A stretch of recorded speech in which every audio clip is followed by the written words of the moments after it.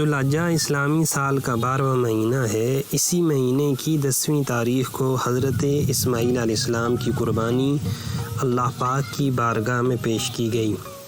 ذوالحجہ کا مہینہ نہایت ہی عظمت اور مرتبے والا مہینہ ہے۔ اس مہینے کا چاند نظر آتے ہی ہر دل میں اس عظیم الشان قربانی کی یاد تازہ ہو جاتی ہے، جس کی مثال تاریخ انسانی پیش کرنے سے قاصر ہے۔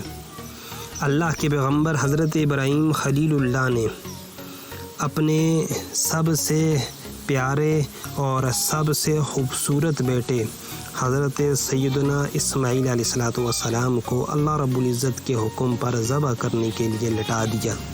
عید الاضحیٰ حضرت ابراہیم علیہ السلام کی یاد تازہ کرتی ہے۔ حضرت ابراہیم کی زندگی کے بہت سے پہلو ہیں اور ہر پہلو میں ہمارے لیے عبرت اور نصیحت ہے۔ آپ کی زندگی کا ایک نمایاں پہلو قربانی ہے۔ اللہ کی رضا اور خوشنودی کے لیے، اس کے دین کی دعوت و تبلیغ اور اس کے فروغ کے لیے جس بڑی سے بڑی قربانی کا تصور کیا جا سکتا ہے، حضرت ابراہیم نے وہ قربانی پیش کی۔ حضرت ابراہیم علیہ السلام نے خواب میں دیکھا کہ میں اپنے بیٹے اسماعیل کو ذبح کر رہا ہوں۔ نبیوں کا خواب سچا اور اللہ کی جانب سے ہوتا تھا۔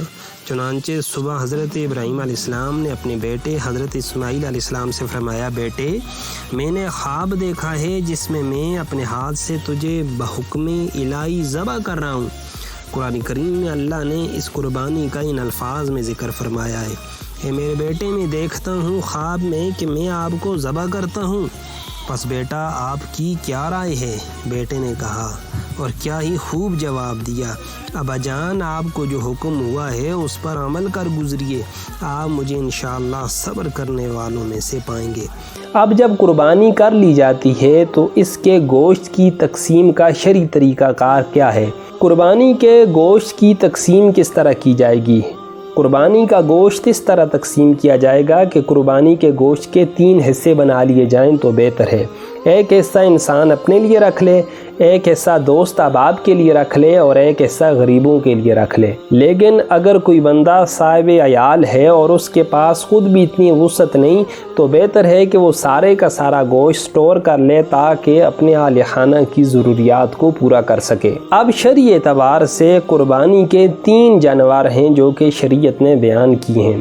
پہلے نمبر کے اوپر بکری ہے، دوسرے نمبر کے اوپر گائے ہے اور تیسرے نمبر کے اوپر اونٹ ہے، اور ان 3 قسموں میں ان کی انواع بھی شامل ہیں۔ اور صاحب نصاب ہوتے ہوئے اگر کوئی بندہ قربانی نہ کرے تو اس کے لیے کتنی سخت وعید ہے۔ حضرت ابو ہریرہ رضی اللہ تعالیٰ عنہ بیان فرماتے ہیں کہ اللہ کے نبی صلی اللہ علیہ وآلہ وسلم نے ارشاد فرمایا کہ جو وسعت کے باوجود قربانی نہ کرے وہ ہرگز ہماری عیدگاہ کے قریب بھی نہ آئے۔